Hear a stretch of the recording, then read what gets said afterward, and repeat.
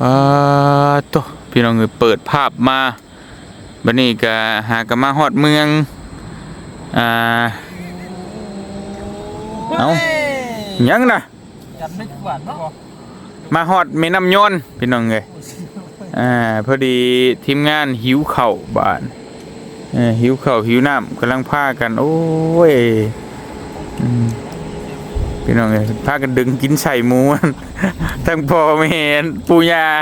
น้องพ่อน้องไห้โอ้ยเกิดคิดเห็นภาพมันคือกระสือแท้พี่น้องเอ้ยโอ้เอาพี่น้องเอ้ยกำลัง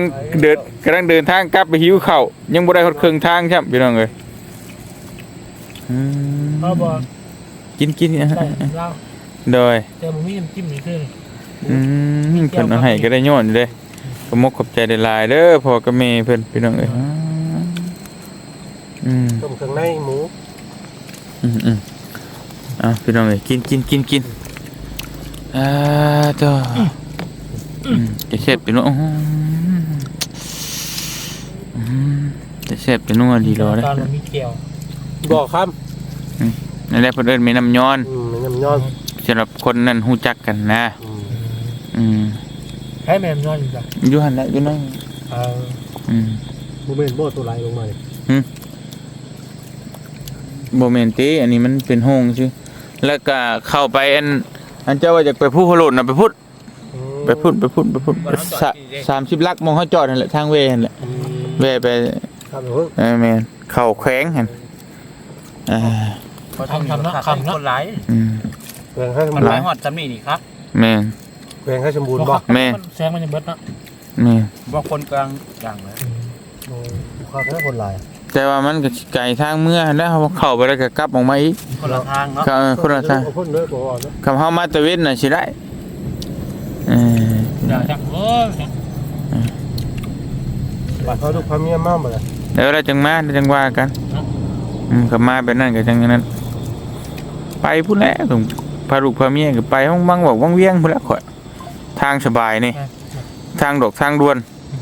อันนี้รถเพื่อนนึงก็ยันลูกอ้วกแตก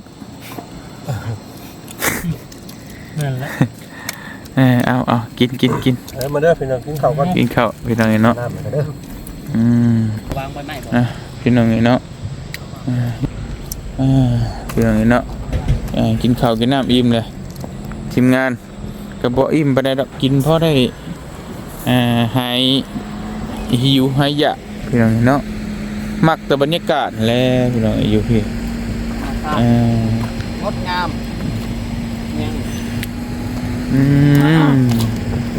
ทักนี่ลีโลโธ่คนใดนะ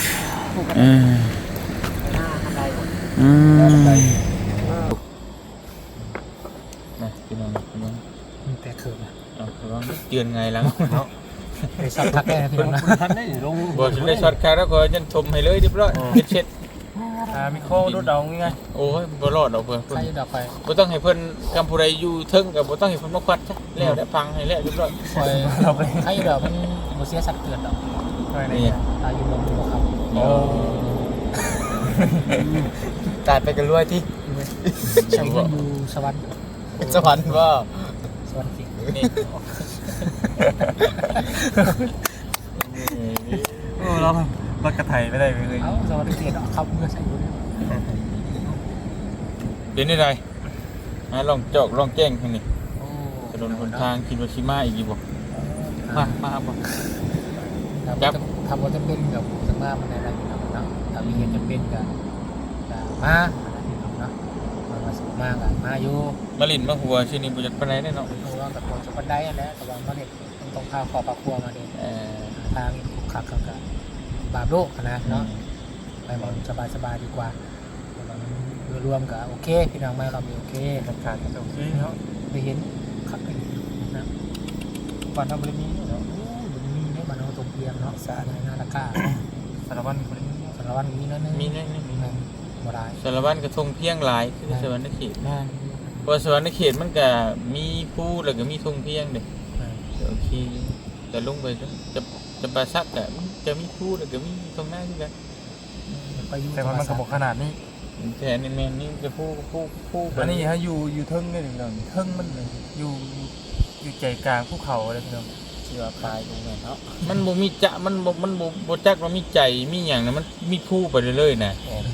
สลับซับซ้อนกัน แม่นสิรับซ้อนกันไปเรื่อยๆน่ะทางก็ไปมันก็แบบนี้ได้เหนือก ลาง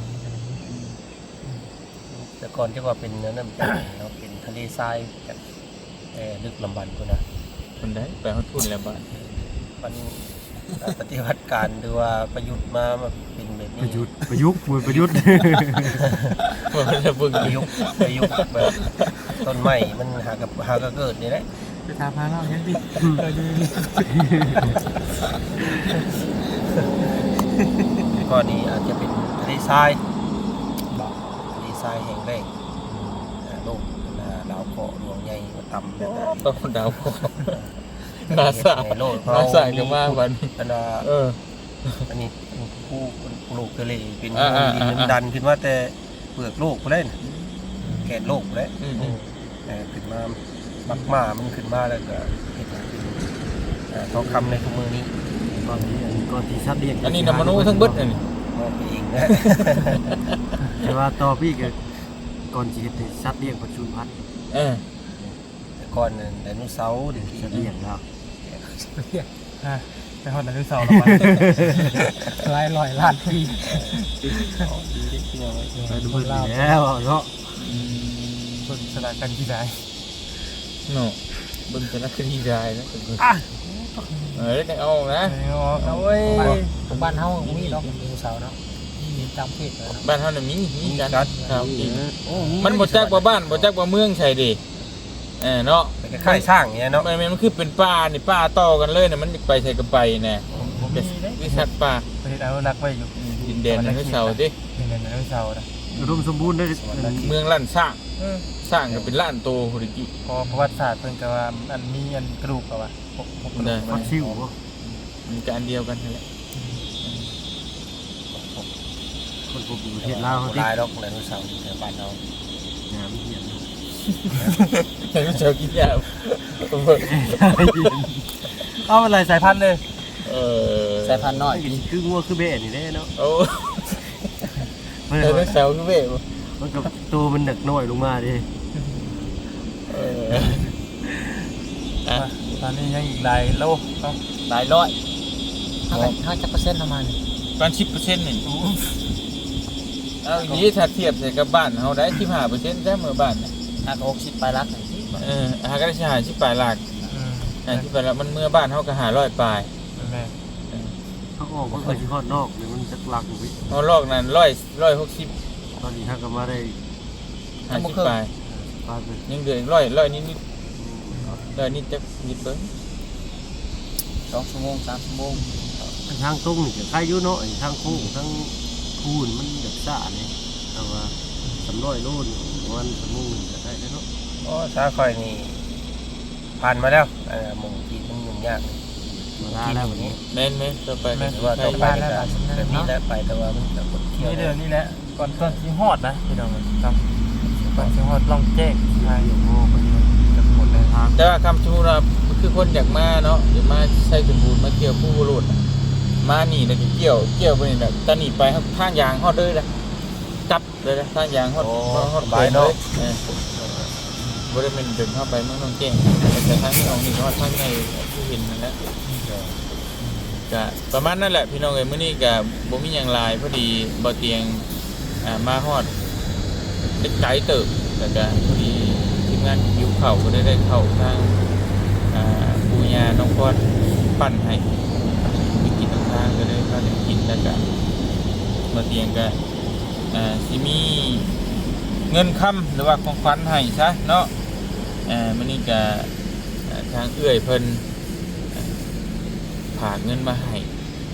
เพื่อได้แบ่งกับทีมงานไว้ซื้อ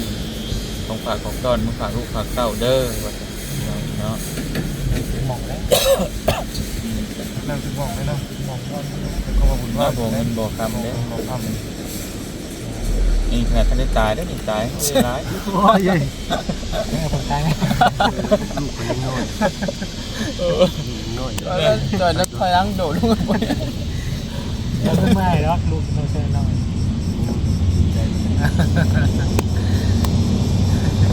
พี่น้องเนาะเดี๋ยวมาเตรียมเอาเงินให้ทีมงานก่อนครับเนาะเป็นพอดีเพิ่นว่าก็ทางผมขอบใจทีมงานมาช่วยน้องอันน่ะพรเพื่อนเดือนซ่านเนาะเดี๋ยวว่าขากลับก็ไว้ซื้อของผักของต้อนมื้อผักลูกผักเมียพี่น้องเนาะเพิ่นก็เอาให้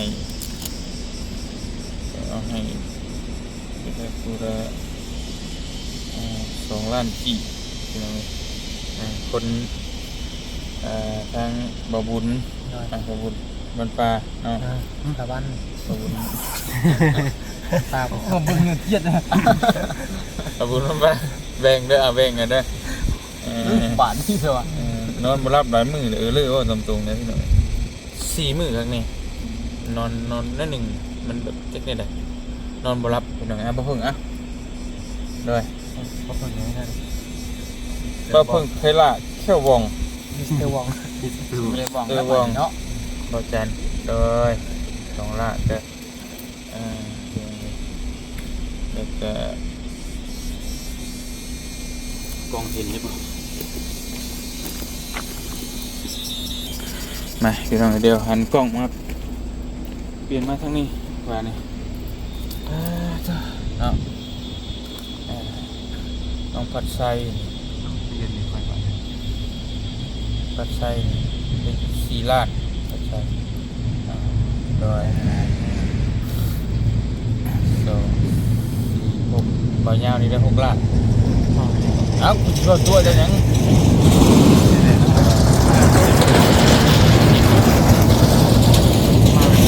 ครับจะลายงูบ่ยาวเป็นเมื่อใดแล้ว นี่เป็นนักโค้งไปตกใจว่าหอดแบบโค้งนี้ ชิบไรมู คิดว่าช่วยมุกคิดว่าจะขึ้นรถเลยที่คือดับปลาเป็นกล้อง อันเพราะว่าอันนี้แหละคือเพิ่นให้ผู้ละ2 ล้านนั่นน่ะที่เอื้อยเพิ่นได้ผู้2 ล้านเบิดแต่ว่าเจ้า2 คนน่ะมีอีกเมเพิ่นฝากมากำลังนะฝากมาตั้งแต่2 ก่อนอีกเนี่ยมันจะให้เพิ่น2 ล้านไปเลยมันเฉพาะเงินเดือนเสียนะอันนี้เป็นทางเจ้าน่ะผู้ใหญ่2 คนเนาะอันนี้จุ่มมาจะได้อันนั้นอยู่ได้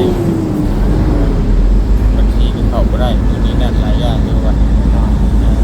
ใช่ก็บ่เท่าป่วยเนาะมีแต่คนนักมันละก็ได้จะเป็นกำลังใจให้กันนั่นแหละบ่เรียนจักแน่สิว่าเป็นจังไปเจอทางใดก็เว้าทุกออกเนาะมีแต่ว่าผู้ละ2 ล้านกีบนี่นะเป็นเงินของเดี๋ยวบ่เตียงอ่านชื่อเอ้ยก็เป็นเงินเอื้อยซาลีน่าเนาะเป็นฝากมาซอยน้องพรนั่นแหละแต่ว่าเรือหันกันแบ่งๆกันเพราะว่ามันจบภารกิจเลยก็ให้แบ่งทีมงานเมื่อสิมากินในอย่างเมื่อพาลูกพาเต้าผู้ละ2 ล้านเนาะแต่ของเจ้านั้นอันเมวันดาลีคำวงศาจะเพิ่มให้เจ้าอีก2 ล้านแล้วก็บ่ยาว4 ล้านจะเป็น6 ล้านของเจ้าบอกว่าใช่กันเป็น4 ล้านเนาะประมาณนี้แหละก็บ่ได้หยังซับซ้อนดอกก็คือเพิ่มให้บ่ยาวน่ะหลายกว่าหมู่พี่น้องเอ้ยเติมน้ำมันให้ข่อยเด้อเจ้าจะเป็นไรคนนึง นี่ก็ได้ ฝากอันนั้นก็ได้ขอบคุณแต่ละคนก็ได้เด้อไผก่อนก็ได้ สำหรับการเนาะตอนนี้จะขอบคุณทุกคนขอบใจเรื่อยๆซาลิน่าเนาะต่างประเทศเนาะคนของมีจิตใจที่แบ่งเนาะพอดีได้พี่น้องเนาะขากลับกับคือซีของฝากของตอนนี่แหละมาฝากทางครอบครัวพี่น้องเนาะตรงกันทางเลยเนาะเห็นไหมครับขอบคุณทุกคนขอบใจที่ไหนเด้อเนาะขอให้เลยอยู่ดีมีแห้งความเจ็บอย่าเสียดความไข่อย่าซึมมีเนาะการมาสำเนียงขอให้กลับคืนหาเอื้อย 100 เท่าพันเท่าเด้อแล้วก็อยู่เย็นเป็นสุขถ้าในครอบครัวของเอื้อยก็สิคนเด้ออยู่ดีแม่เนาะ สาธุเนาะทางบ่คนได้เราก็ขอบคุณทางเป็นซาลิน่าเนาะทางฝั่งไทยใจมาให้ทางงานเนาะเอาทุกไปได้หลายคนเนาะคนทำเนี่ยขอบคุณมากๆเนาะของฝากต้อนครับหวานก็สนใจไปเนาะถามเราอะไรเนี่ยครับเรารุ่นก็มาคำจ้าคนใจไปมาไปลงได้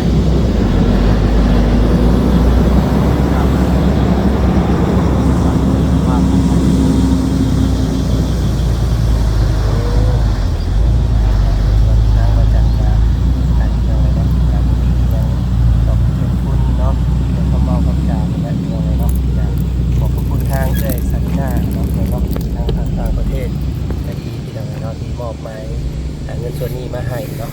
ขอขอบคุณเด้อเด้อเนาะขอให้เป็นท่านแก้วในกันเนาะท่านไปแล้วให้ได้ที่เก่าเด้อท่านมื้อเช้าให้ได้ที่เก่ามื้อแรงเนาะเลยเนาะถ้าท่านไปแล้วก็อย่ามุกเป็นหาดอย่าขาดเป็นวังเด้อเนาะ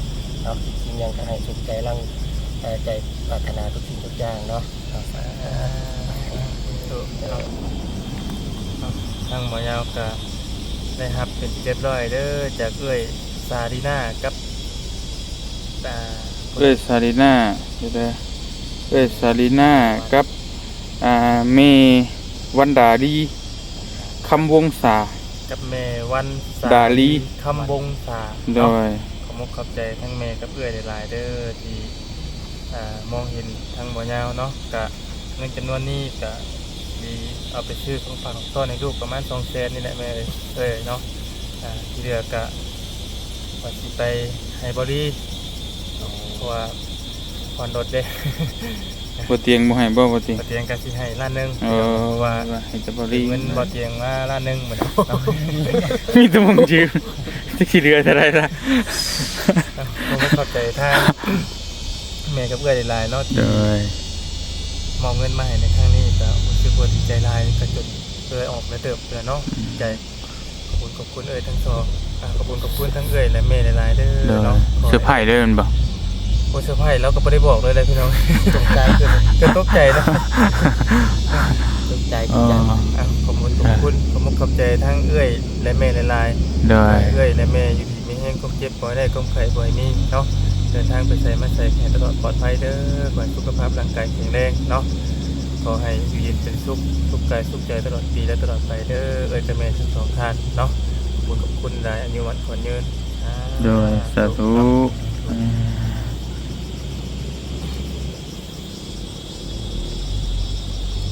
น้องๆปัดไซก็ได้หับเด้อยินก่อนนี่จากเอื้อยนะครับ เอ้ยซาลีน่า ไปซาลีน่ากับเม วัน กับเมวันกับเมวันดาลี เมวันดาลี คำวงศา คำวงศา โดย หากเงินก้อนนี้มาให้ลูกใช้จ่ายซื้อของฝากของต้อนเพื่อฝากพ่อฝากแม่จังใดก็ขอบคุณทางเอื้อยกับแม่ได้หลายขอให้อยู่ดีมีแรงความเจ็บอย่าสิได้ความไข่อย่าสิมีปรารถนาสิ่งใดก็ขอให้ได้สิ่งนั้นสุขความมุ่งมั่นปรารถนาอย่าเจ็บอย่าจนให้มาที่นี่ก็ขอให้กลับคืนไป500 เท่าพันเท่าเด้อเฮ็ดกิจการงานนั้นก็ขอให้เจริญรุ่งเรืองกว่าเก่า สาธุสาธุอ้าว ดีใจให้ ขอบ เพื่อน คุณเตียงหลายๆเด้อ โดยโดยเลี้ยงเขาเขาเด้อบ่แรงกระเป๋าเบาหย่อนเลย ได้ เนี่ยไพ่ต้นมา2 มื้อแล้วพี่น้องเอ้ยโอเคเอาเนาะมีแต่นั้นนะขอบคุณขอบคุณใจแม่ได้หลายกับเอ้ยแล้วก็สิซอยทางค่ากินค่ายากเฮานี่แหละก็แรกๆเพิ่นก็คล้ายๆว่าให้ไปว่าเลี้ยงข้าวเลี้ยงน้ำนู่นนี่นั่นน่ะนะแล้วก็ทั้งบ่เตียงก็จักบางเทื่อมันก็สิเมื่อบ้านน่ะก็เลยแบ่งให้เลยแล้วก็อยากซื้อหยังก็ซื้อนะเนาะอยากซื้อนึกกินนึกอยากได้หยังมื้อตอนลูกตอนเต้าก็จังสิสะดวกสบายว่าซั่นพี่น้องเอ้ยโอเคอยู่ดีมีแฮงบัดจุกุทุกคนกับบุญกับคุณเอ้ยกับแม่หลายๆเนาะที่ซอยทั้งลูก ก็ขอให้อยู่ดีมีแฮงเบัดสุขุทุกคนเด้อทั้งครอบทั้งครัวเนาะเดินทางไปทางใดก็ตลอดปลอดภัยแล้วก็ให้เศร้าจากพญาติโลคาทั้งแม่เพิ่นก็อายุหลายแล้วพี่น้องเอ้ยส่วนบุญส่วนกุศลในครั้งนี้ก็ขอให้กลับคืนหาแม่กับเบื้อย100 เท่าพันเท่าเนาะสาธุเด้อโอเคพี่น้องเอ้ยมีแต่บ่เตียงกะสีพาทีมงานเลาะๆออกเพื่อว่าฮอดปากสั้นกันเนี่ยจะเดึกเตอะเพราะว่าทางมันค่อนข้างยากแล้วเฮาก็คอยไปน้ำพุน้ำเขาเนาะจังใดก็ขอบมกขอบใจทางเมเนาะแล้วก็เอื้อยพี่น้องเอ้ยเอื้อยสาดิน่ากับเมวันดาลีคำวงศาเป็นกับเพื่อนจังใดก็ขอบมกขอบใจให้อยู่ดีมีแฮงสุขภาพแข็งแรงให้ร่ำให้รวยให้โชคให้มานเดินทางไปทางใดก็ตลอดปลอดภัยเอื้อยกับเมซอยมาทำใดก็ขอให้เอื้อยเงินไหลกับคืนหาเอื้อยกับเม100 เท่าพันเท่าเนาะทางลูกหรือว่าทางน้องก็บ่มีหยังให้ตอบบุญแทนคุณก็มีแต่คำอวยชัยให้พรนี่แหละก็ให้เมมีแต่สุขภาพแข็งแรงก็เอื้อยก็ให้ร่ำให้รวยกว่าเก่าบัดสุขุทุกคนบัดครอบบัดครัวแหละเนาะให้อยู่ดีมีแฮงเด้อเอื้อยให้มาสำใดเมให้มาสำใดก็ขอให้เจริญยิ่งขึ้นไปกว่าเก่าเนาะสำหรับมื้อนี้บ่เตียงพาทีมงานเดินทางก่อนอยู่ดีมีแฮงบัดสุขุทุกคนเนาะสบายดีเด้อพี่น้องเด้อบ๊ายบาย